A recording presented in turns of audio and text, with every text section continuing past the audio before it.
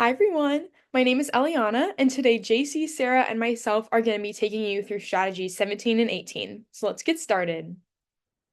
So the first strategy that we're talking about today is going to be sorting activities, which is a strategy that involves organizing information into categories. So a little summary of sorting activities. So this strategy involves students sorting objects, words, phrases, or sentences according to some particular rule. Now, this rule is also known as the parameter. So let's say you're sorting a list of words by the number of syllables that they have. In that case, the number of syllables would be the parameter. Or maybe you're sorting them by a common phonogram that the words share. In that case, the common phonogram is the parameter. So there's lots of different ways to go about this strategy, but the overall purpose is to provide a way for students to manipulate objects and also to critically think to demonstrate their understanding of a topic. And then, of course, it also helps our English language learners to practice their vocabulary and apply that to verbal communication. So it's really cool because not only will it help English language learners strengthen their English skills, but sorting activities and kind of like physically moving words around or writing the words is a great way to practice those critical thinking and strategizing skills. So practically, what would this strategy look like? So there's two main ways that you can implement this strategy, and one of them is by having the students use their hands and physically move objects around. So you can have cut out pieces of paper with words or maybe pictures that represent words, and the students can physically move those papers into different columns.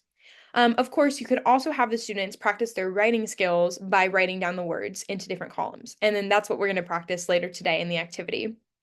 Another unique aspect of the strategy that I thought was really cool is that you can even apply it to other subjects. Because if you're using words that have to do with history, like maybe the names of presidents, or maybe you're using math type words. I want to be a math teacher, so I think this is really cool. But maybe like for shapes, for example, you want to sort lists of shapes by their different properties. You can have the students do that as well and having them write the words down. And so here are some more practical examples of effective implementation. So one common way that teachers like to use is word walls. So maybe the teachers have lists of words. I like to think maybe lists of like index cards with Velcro, and they can have those on the walls in their rooms so that the students are immersed in the classroom with these words. They're seeing them every time they come in, and the teacher can unvelcro the words from the walls and put up new ones for each unit. Another example is word sorts. And then this is kind of what I was talking about before, where their students are, they're writing them down on pieces of paper, they're sorting the words by various parameters like first letter, number of syllables, beginning or ending sounds, phonics, parts of speech, and more. And then a third way that you could implement it is by turning those word sorts into a sorting game. And this could be a fun activity for the students. They can compete against each other, they can compete against their teacher, they can compete against the clock, and just seeing maybe who can sort those words the fastest. And then another way you can implement it, and maybe in the sorting game, is by having the students go backwards, and you're given a list of words that's already sorted, and then you can figure out the parameter. And all this is just great. It all provides a great way for the students to be using the words, to be thinking about the words, writing the words, and also to help them understand these different parameters of the different ways that words can be sorted, a little bit of that grammar with the parts of speech. So we are going to try out this activity today. So this is entering into the mini teaching part of the presentation for this strategy. But on the next slide, I'm going to have a list of random words. And then the parameter for this first round is actually going to be the words that have the same number of syllables. So if I was a teacher and this was my classroom, I would start by saying, hey guys, so here's our list of words, and today we're going to be sorting them by number of syllables. So you guys can follow along or you can race against me to see who can sort the words the fastest. But as a teacher, I would say first we're going to look through this list, and I want to get a general idea as to how many syllables these words have. So the first word is hello. I like to use the trick where you clap to see how many times you can clap when you say a word. So hello. And then two claps is two syllables. Hello, goodbye, cup, light, smile. I also see longer words like transportation, creativity. So I'm going to go ahead and write out the numbers 1 through 5 and make 5 different columns here on my piece of paper. And I'm going to sort these words into either columns 1, 2, 3, 4, or 5, depending on if they have 1, 2, 3, 4, or 5 syllables. So let's start going through the words. In this example, students, you're going to write down on your piece of paper the words into your columns, and whoever writes them all and sorts them all the fastest is the winner. So hello. Hello has 2 claps, and so that is going into column 2. Hello. Goodbye is also 2 syllables. Happy. Oh, sorry, my apologies. Cup is our next word, which is 1 syllable. Light is 1 syllable. Smile is 1 syllable. Happy is 2 syllables. Glad is 1 syllable. Wonderful, that's a little longer. Wonderful is 3 syllables. School is 1 syllable. Working is 2. University is 5. Love is 1. Creativity is 5. Accidentally is 5. Smart is 1. Transportation is 4. That's our first one in list number 4. Telephone is 3. Syllable is 3. Banana is 3. Cheese is 1. I love cheese. Positive is 3. Smell is 1. Room is 1. And Arizona is 4. So this is what my piece of paper now looks like. We've got our 5 columns with the words sorted. And then students, whoever sorted them the fastest, if you've got your stopwatch out, let me know and you are declared the winner. We're going to do one more round of this, and Sarah and JC are going to take us through the rest of the presentation. Thank you so much. Hello, my name is Sarah Salmon. I'm going to be continuing Team 7's presentation. We starting at strategy 18 with the close strategy. In simple terms, the close strategy is just using context to create meaning. So the close strategy, also known as the close reading or procedure, is a teaching method that involves using a passage of missing words to help students learn to read and comprehend. And then students use context clues in their knowledge of vocabulary to fill in blanks in a passage with missing words. So basically, it's given a passage and they have to fill in the blanks using context clues such as looking at words around, looking at pictures, and just using prior knowledge into filling those things in.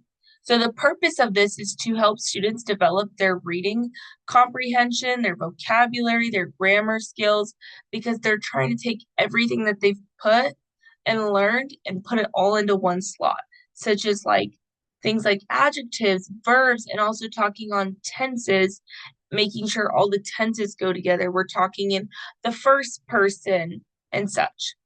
It also helps students to use their context clues to predict and verify meaning of words. So words have to click together in order for this strategy to work. Otherwise, it doesn't work out too well.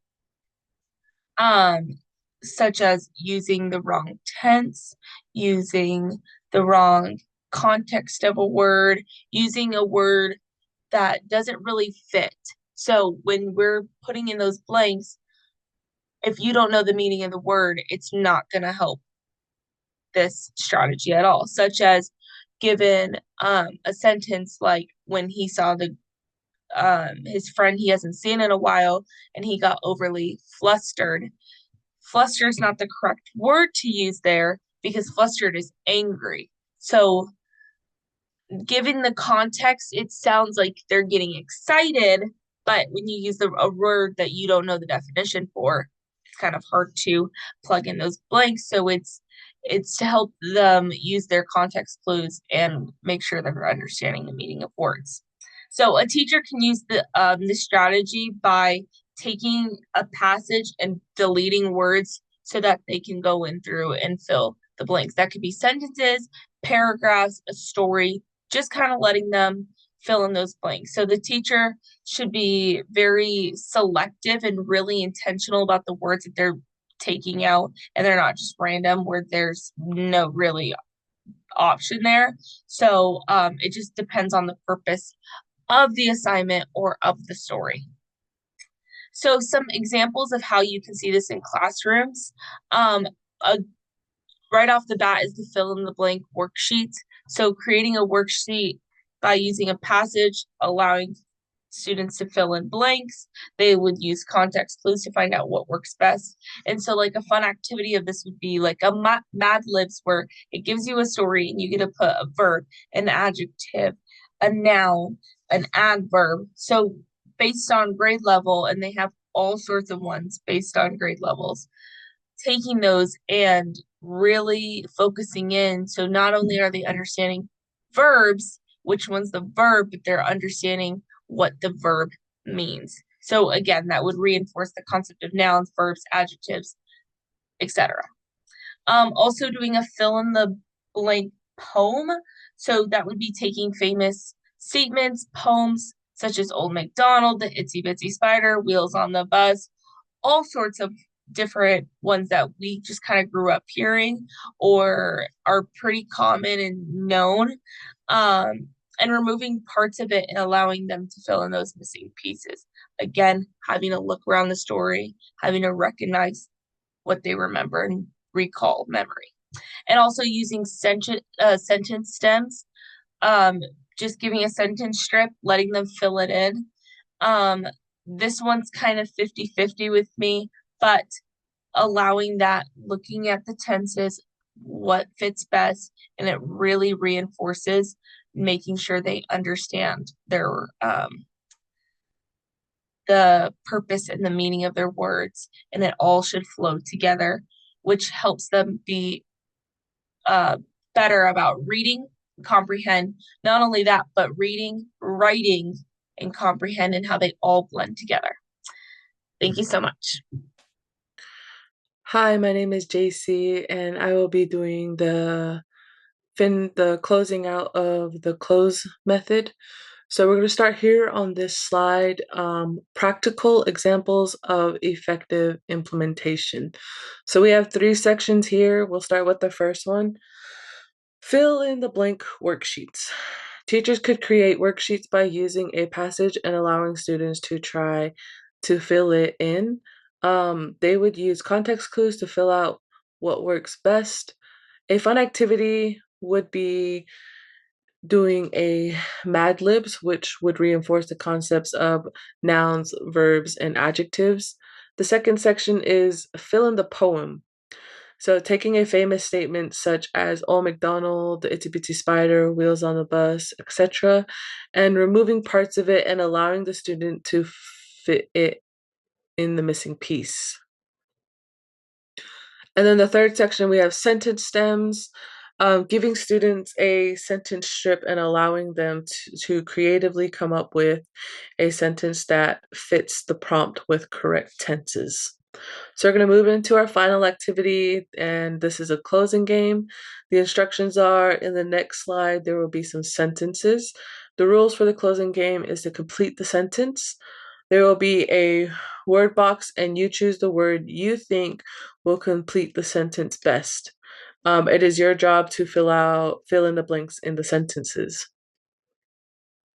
So the first activity we're going to do, it has to do with shapes and colors.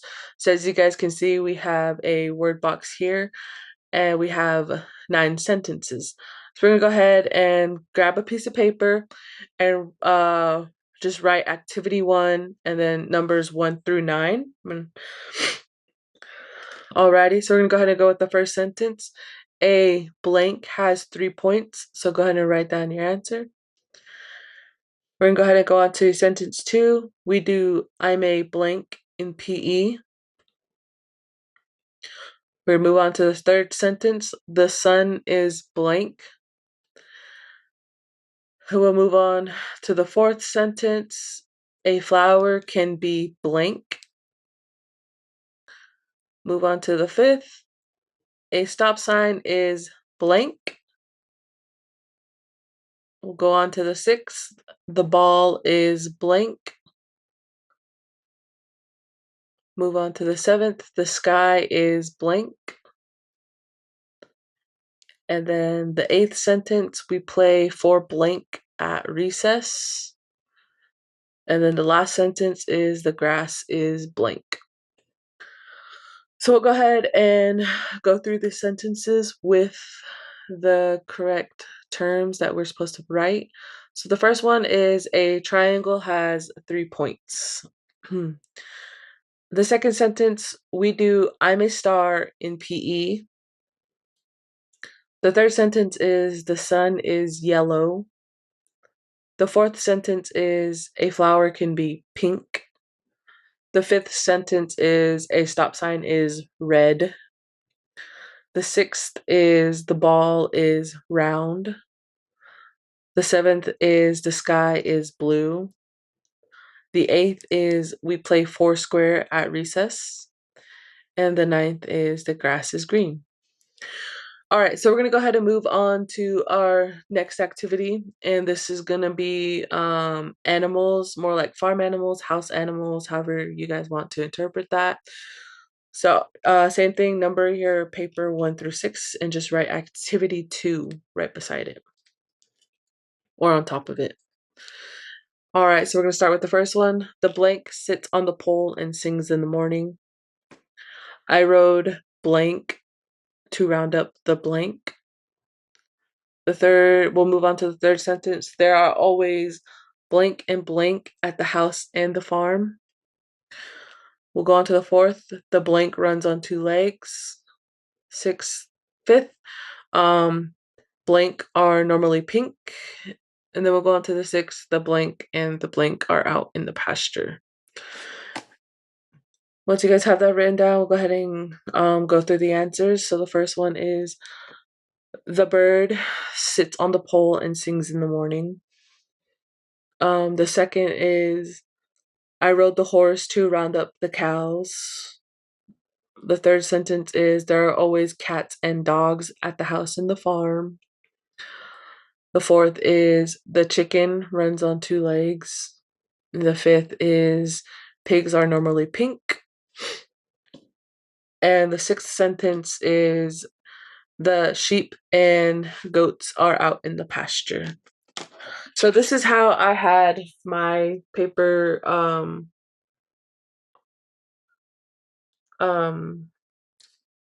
labeled. So I had activity 1, 1 through 9. Then I just drew a line straight through activity 2, 1 through 6, and I just wrote down the words from the word box. But that is all I have for the closing sentence. Thank you. Bye.